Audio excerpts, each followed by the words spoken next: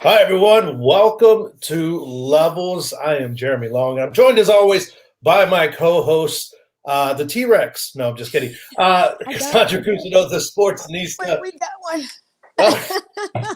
Oh, where the hell do you find these things? However, we have a real We have a T-Rex. really special show for you because we have one of our favorite boxers joining us, and she's in the middle of training. She is training to whoop that ass. She's been out of the ring for a long time.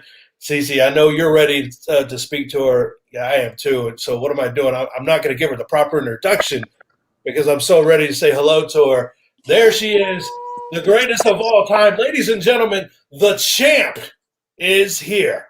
Claressa, how are you doing this evening? I'm doing good. I actually just finished the workout. Now I'm just chilling out.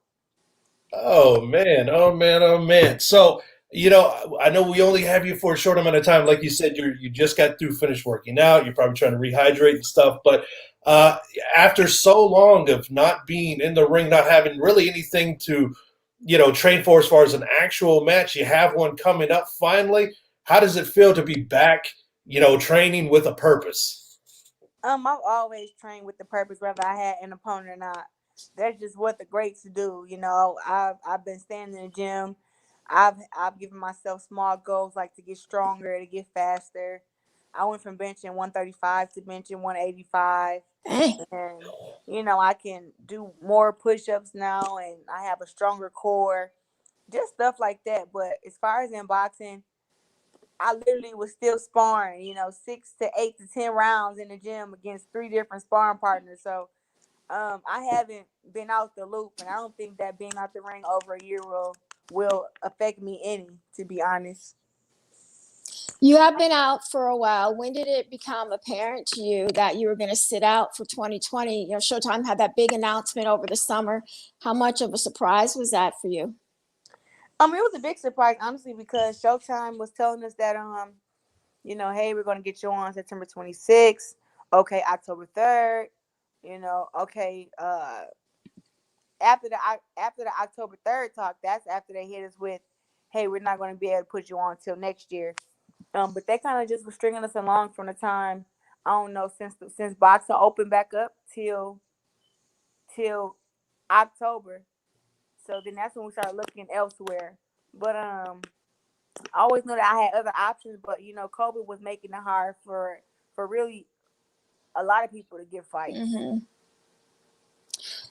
Now you get of course, boxers and fighters from every corner of the world. They get flack from fans who honestly want to just see the best matchups. But you probably hear it all the time. Oh, you're ducking so and so. You're dodging this person, that person, and everything else. If there was one thing that you could wish that people would understand about how these matches and how hard it is to create these matchups and get these matches to fruition, what would it be so you could, shut a few people up? Um, it would just be that, I don't know, is that they have to realize that sometimes their favorite fighter is actually scared of another fighter, and that's something that people don't like to realize.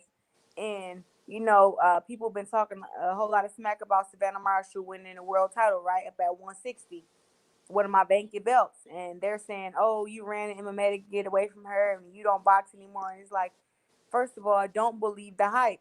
Like I'm still a boxer. I'm still a world champion. I have 4 of the belts at 160. I have 3 at 154, and I'm still a current boxing world champion. I never retired, you know.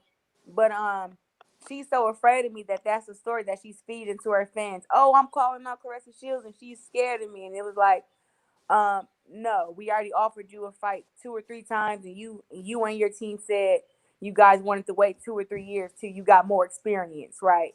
So, just to them, it's like they have to understand that sometimes their favorite fighter is not ready for the best other fighter, and they need to just, you know, leave the best fighter alone and kind of take that up with their fighter who's afraid. That's what I'll say to that. There was some talk about your promoter maybe not putting you in the best position last year. How much of your absence had to do with the promoter, and how much is it to do with the networks and how they actually treat women, female boxers?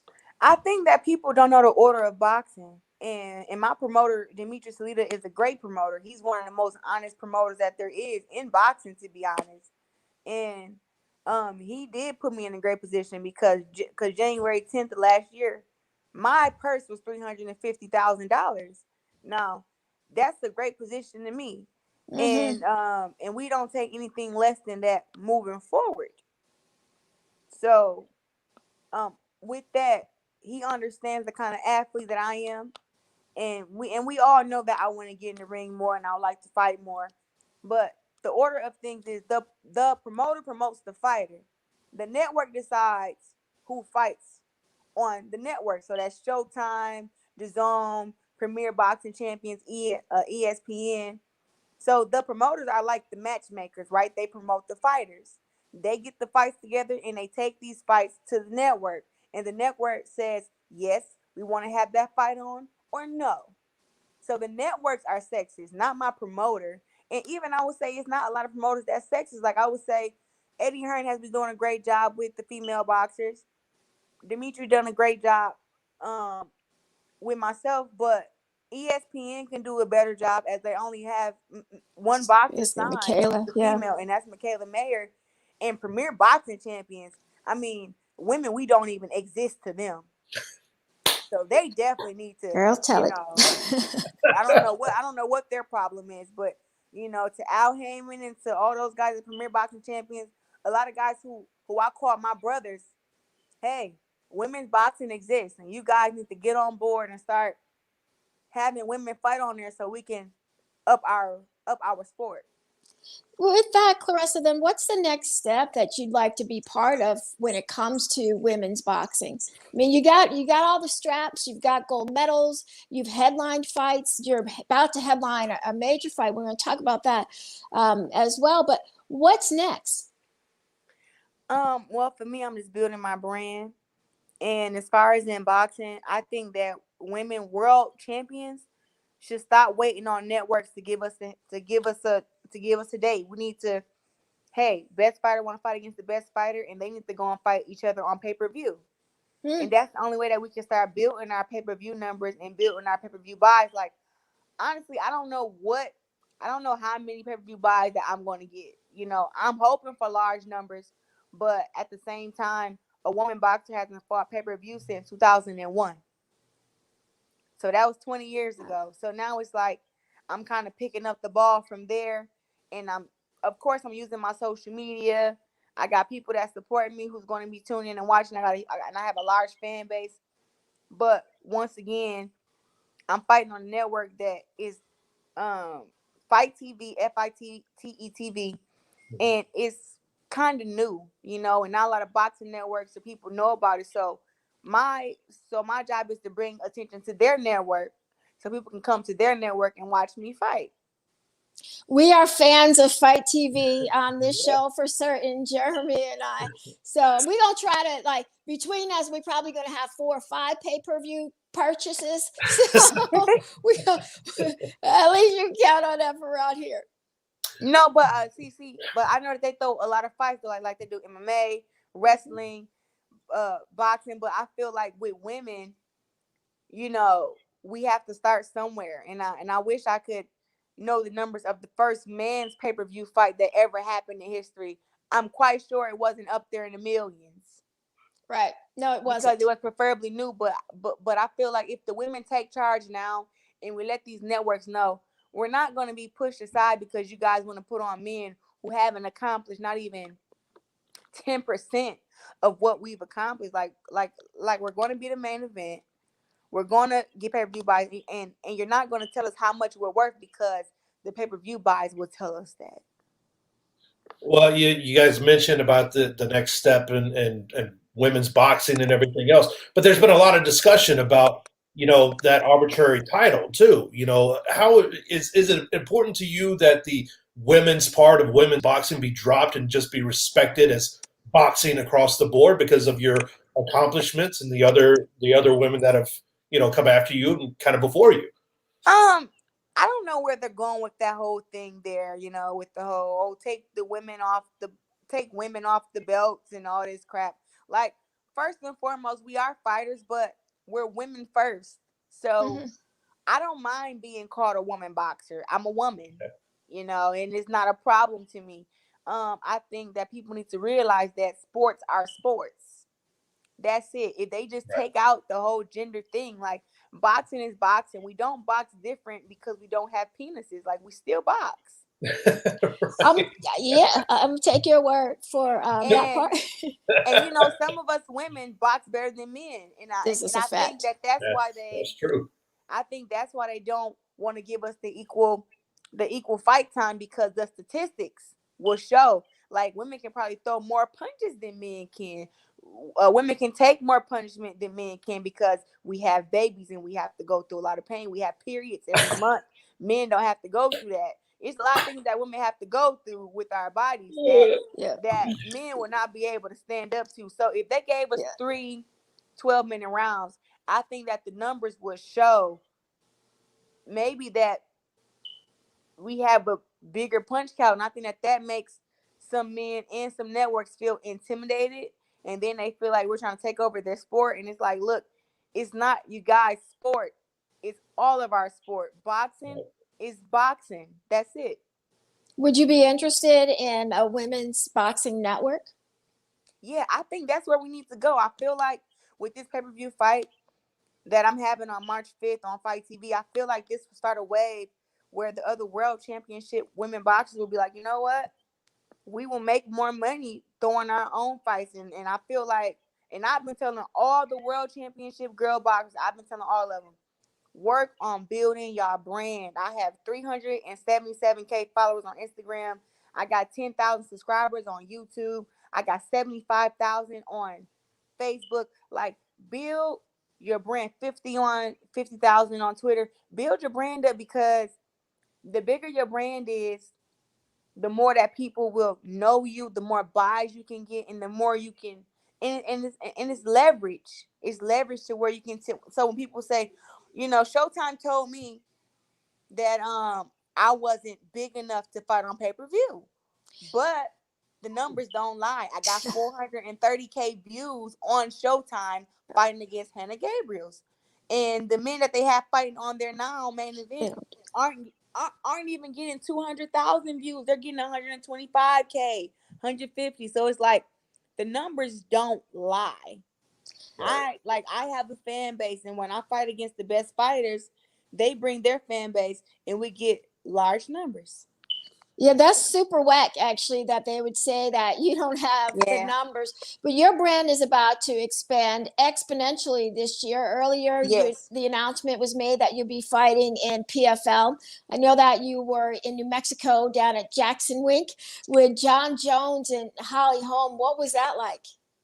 Well, I was down there with John Jones, Holly Holm, Coach Wink, and Coach Greg Jackson, and it's really a legendary gym. I got to do some kickboxing drills with Holly Holm. We got to do some kickboxing sparring. I mean, just how much I learned in a day, and how much, and how many times I train. It's just something that I've never experienced before. It's a whole body experience to where now I'm not just throwing my right hand and my left. I'm throwing my right hand, my left, my left foot, my right foot, my Elbows. left knee, my right. It's just so many things that you can do. And then just when it comes to like the slamming people and brawling and avoiding takedowns, it's really, at first you don't know that it's a sweet science until you get inside there and have to start practicing MMA. Like, it doesn't look pretty, Right. Right. but when No, you it get in ain't pretty. there, it really is a science to how it all kind of goes together with your body. Like, Yeah. I can throw a jab, right hand hook, and then bring my right leg and hit you in your head. Like, it all goes together, and you wouldn't know that from looking at it. Now, look, be honest. Did Holly try to get in some extra licks? Um, Just because, she had to remind you she was a boxer? Yeah. Was she? Yeah. Holly's sweet. She really is. But when we both training, I'm quite sure that if she hit me, that I definitely hit her back. That's so funny. Now, you made that move and everything to PFL. So, any updates on when we might see you get into that cage yet? Looking like June, middle of June, I'll have my first MMA fight with the PFL. Nice. Super excited, super nerve wracking, but you know, I'm going there and give 100%, and I'm really putting the time in, just training. Training is one of my biggest things. I feel like proper preparation prevents poor performance. That's the 5 P's, and that's what I live by. So I actually have a dorm down there in Jackson Wing. I can wake up and have to be at the gym at 8:30 and wake up at 8:25 and still make it to practice on time. So um I've been training 3-4 times a day, and I've been strengthening my weaknesses. So some days, Coach Jackson, Coach Tusa, Coach Wink, they say we're gonna be on our backs all day today. And I have to lay on my back and avoid submissions. I have to work my way up off the cage. I have to keep them away from me with my feet. And trust me, it is so annoying to me, so irritating. But I have found comfort in it, because at first I'm not gonna lie, I was scared. I'm like, I don't ever want to be down here. But they said, we're going to teach you how to be down here and not be dominated. So I'm on the ground the first day I'm doing this, and I'm like, oh my God, just let me get up. And they're like, just lay there for a minute, just embrace it. And I'm like, oh no. Get an elbow in your face. You Right. look great though, Claressa. You look great. I know that you don't love doing mountain work, and like, what do you? Because your knee situation did have you doing road work. Are you actually doing mountain work? I don't run outside, period, because I dislocated my knee in 2018. But I do. I run all the time. I run on incline. I still do my running 3, 4, 5 miles. I got a pretty good time on those. I'm trying to get. When I was down there in Albuquerque, I was getting 9-minute miles. But here when I'm in Michigan, I'm at lower altitude, so I get an 8-minute mile instead of 9. But I saw you the other day. I was like, she's looking like everything is tightened in the right places. And I know that when you're in camp, that you try to keep the boyfriend at bay. Is that working out? Because you're looking good. Is that me? Am I getting feedback, Jeremy? Yeah. Better. Nope. Hello. Did I come back? Yeah. Let's see. 1, 2, 3, 4. Yeah, a little feedback there. Go ahead, Jeremy. Yeah. Well, before we let you go, we want to, make sure to let everyone know. So the phone was beeping out. I don't know what. Just Oh, okay. Okay, There so we that go. was the champ. So never mind. She gets a pen. There So we before we So you was asking something. Only thing I heard was boyfriend. boyfriend. Yes. Okay. So I said, look, Claressa is looking tight. And I know that when you are in camp, you try to keep the boyfriend at bay a little bit. Like, you having to lock some doors or something lately?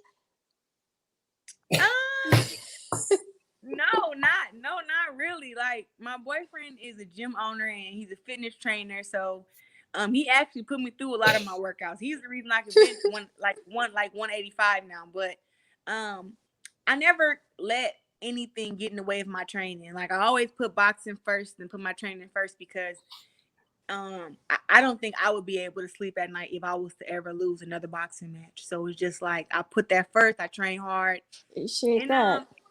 I think I've me and my boyfriend, like, I think he understands boundaries and I understand his boundaries, and we just kind of be like, all right, cool. But when I'm in camp, I turn into a whole different person. Like, Clarenzo don't play. So Clarenzo is my alter ego. And it's like, Clarenzo ain't, she not with all that, cuddling and all that kind of stuff. She like just want to fight, and she'll kick anybody's ass. So Listen, I turned on your YouTube post this morning, and I actually taught my 8-year-old son 2 new words. One was manifest, and the other one was big up. Like, always big yourself up. And actually, like, the whole house, we had to like watch that again for them to really understand like what that meant. So you talked about how you saw a memory on Facebook about 4 years ago about becoming a world champion in 2017. And you've done that in more than that. Yeah. So 4 years from now, if you're looking at the memory, what are you going to be saying? I feel like 4 years from now, I'll be an MMA world champion. I'll still be undefeated in boxing. I'll be a household name. I'm getting into some acting this year. I just have so many things that I'm just got my fingers in, and then I just feel like I'll be the most feared woman in combat sports in 4 years because I'm already the most feared and the most dangerous in boxing, but now adding the MMA and the jiu-jitsu and the wrestling and the kickboxing to my resume, I don't even think that even some of the toughest guys would even want to look at me the wrong way. Big yourself up, Claressa. Yeah. No, but when I was saying big yourself up, I just feel like people don't understand that depression is real. People always tell me, these fans call themselves being preachers. Oh, you need to be humble. And it's like, do you really know what that word even means? It's like, I'm humble to God to tell him, like, God, I know that the reason I have all this success is because of you. That's humble. Somebody saying that they got it all by themselves and that they had no help and God isn't real. That's somebody who isn't humble. So I'm super humble to God, but I'm not humble to mankind because God didn't create me for that. God created me to tell my story, where I'm from, and let the world know that it's okay to believe in yourself. I don't know when it became a crime to believe that you're the greatest. Like, I have Muhammad Ali on my wall. Like, he said he was the greatest before anybody ever called him the greatest. So it's like, when I say that I'm the greatest woman of all time, and I say that can't no other girl beat me, and I say I want to be MMA world champion, and I'm going to be an MMA world champion, people want to say, oh no, you should be humble, you should be humble. And my word to them is that you are fearful of your manifestation. You're fearful of the power it brings when you big yourself up. So big yourself up. And anybody who around you who not bigging you up, they need to go somewhere else, because people are out here doing extraordinary things and thinking that it's normal. It's like, no, this stuff is kind of amazing, and you need to be speaking about it because you can speak life into somebody else who not bigging themselves up. So I always speak of my accomplishments, and I always show off my gold medals and my belts because I had to go in there and train and fight hard as hell for them. So I'm gonna big myself up. And if I never called myself the greatest woman of all time, I wouldn't even be considered the greatest woman of all time. It took me to say that because no one else is going to give you those kind of props. Very, very true. And the next time we get to see you big yourself up, March 5th. There you go. 2 undefeated champions, 1 undisputed world title. But honestly, champ, how do you see the fight going down? I know we don't like to make predictions, but how do you just see the night unfolding for yourself? We go on pay-per-view live. I'm gonna get her in 5. Ah.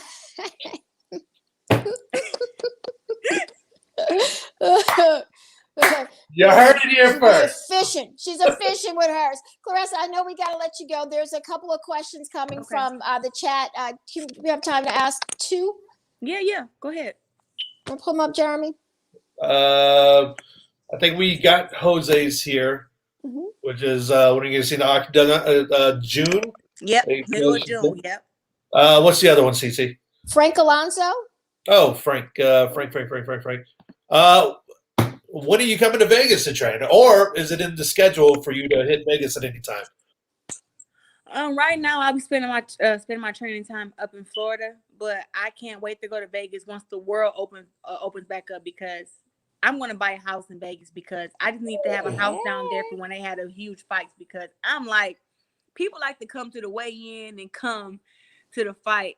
I like to be there the whole week. It's like a fight week experience. Like, it's those huge fights. I just love going to see like the other fighters, and that's awesome. Seeing the fans go crazy over the main event fighters. I don't know. I fly down there Tuesday, the week of a Saturday fight, and I stay there all week just walking around. There's nothing like when they do the entrances at MGM Grand, and the guys just, the fighters just walk through and everyone's stopping, taking a picture. I mean, there's nothing like that anywhere else, man. But hey, we did just get 2 days straight of snow, so Vegas has seasons, so you should totally come here. Look, we got snow and we got a T-Rex already. So we're ready for you. I didn't realize actually T-Rex was sitting here in the camera the whole time. That's funny. Okay, that's all right. Well, champ, thank you so much for taking time. We totally appreciate it. We know you're busy. We know you're in there training hard for 2 sports and acting. And I think you mentioned you're going to do cross country skiing and rowboats or something like that. She'd be making smoothies. She'd be cooking healthy. Putting the spinach and bananas in the smoothie with the almond milk. I got She's busy. Yeah. Well, we appreciate your time. We wish you the best of luck. We know you're going to do your thing. You said pay-per-view live, you'll get her at 5. So there you go. Sure. That's how we're going to do it. That's how we're going to frame it. So thank you so much, and we can't wait to talk to you again. No problem. Talk to you guys soon. All right. Thank you so much, champ. Yep. And there you go. I feel like we could just end. We could just walk. It's a walk-off. You got the greatest of all time. Like, what else? What else y'all want? Oh, man. Incredible. The things she's doing, just not only in boxing, but I have no doubt she's going to, make her mark there at MMA. And you got to think the plan is to, at least in the first few fights, to take her down because, that's why they're doing all the training off the back, because who's going to sit there and train with her? Nobody's smart. Nobody's smart. Nobody's smart going to sit there and trade with her. She's bringing that power from 185. Yeah. Like that's natural muscle density. Even though she's going to slim down in some areas, that's just natural muscle density squaring up on your dome. And one more time, man, there is the fight information, Friday, March 5th. You can catch it on pay-per-view. She's going to be taking on Mary Eve DeKier. And, 2 undefeated fighters, 1 undisputed, belt. So what you talking about, Frank? You said, why didn't you ask Champ the query? What query? We put your question up and she answered your question. Did you miss that one, Frank? Come on, man. We said Frank. Yeah. There you go, man. So we got your question in there. So, that's it. And it's very interesting because she's talking about building her brand and everything that goes along with it. And, just the last day or two, you hear Jake Paul's going to be facing off with Ben Askren. You talk about a YouTube guy. How much longer do we call him a YouTube guy? Because he seems to be making his mark in boxing. But you talk about a guy who also has a brand that he's bringing over. Yeah. Yes, I know you could say that he'll fight anyone except an actual boxer. Right. But the importance of building your brand and having a marketing platform and everything, it means something. It does, and she's smart enough to understand that she has to do these things in order to stay relevant and to command a certain payday in boxing. Listen, we could say all day, like, listen, you're just a boxer, you should be able to go in the box. You can't anymore. You just can't sit around and, let your promoter do the work and wait for the posters to go up and what have you. She's right. She recently got onto YouTube. She's building up that following, but she's doing different things. She's cooking. She's giving out advice. She's giving motivational talks. And so for a girl from Flint, Michigan, who grew up really having next to nothing and having a tremendous amount of struggles that have happened to her in her family life. Come on, man. She's going out there. She's going out there and she's creating it for herself. Just like she said, she's, manifesting these things for herself.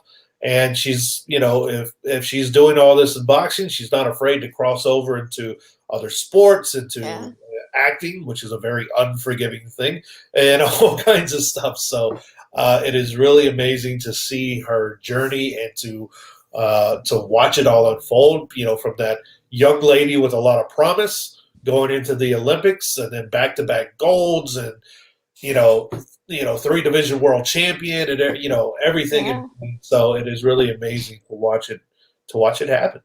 Yeah, it's very exciting to see in all women's pay-per-view. I truly hope that it does well, but I think she's onto something. There can be, there's all kind of niche channels for all kinds of things. You know, hell, there's cornhole on ESPN. Why not? Why not have one a dedicated channel on Fight TV for women's boxing? Yeah, and, and if our friends Louis Luau and those guys over at Fight TV can do anything, and they've been having a lot of success teaming up with a lot of different platforms. Yeah. If anyone can do it, I believe there. So, I mean, but it would take huge leaps and bounds if a group like ESPN would firmly get behind it, even if they started off with day cards or something like that. But, you got to start somewhere. So listen, they get a YouTuber off of his couch in Calabasas to come and fight a basketball player. You can't have professional, real Olympian, professional women's boxers. Yeah, like you have Michaela Mayer. A very accomplished boxer, and why not with Claressa and with all the. And those are just the two prominent names, but there's so many other ladies out there that are worth it. Our friend Ebony Bridges, who unfortunately had a setback and couldn't, get with Eddie Hearn undercard or whatever.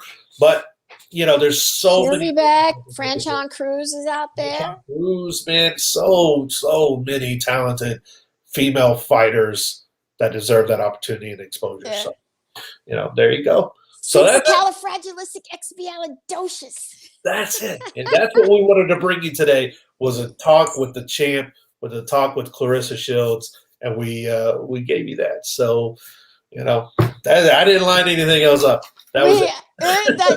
You got to shut it down after the champ. But we do have two very interesting guests coming tomorrow with Ralph Velez. Ralph makes his return to the stream after his bout with COVID. His lungs are doing better.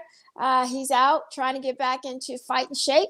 So tomorrow we'll have Rais Aleem and Jerron Boots Ennis. Nice. Aleem is coming off that huge victory over what was my man's name? Pacius. Pacius.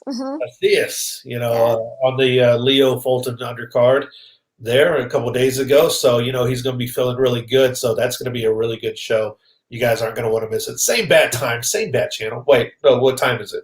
3:30. Okay, different time. Different time, same channel. Same T-Rex, same host. Well, I don't know. Just be here. Be here tomorrow, right? DC Martin, we love you, man. Kevin, oh, look at that. Give a big thumbs up to Kevin. Come on. We love our fans. Thank you guys for subscribing and sharing our page and everything else. So we'll see you tomorrow, 3:30 right here. Good show lined up. Not going to want to miss it. TC Martin out.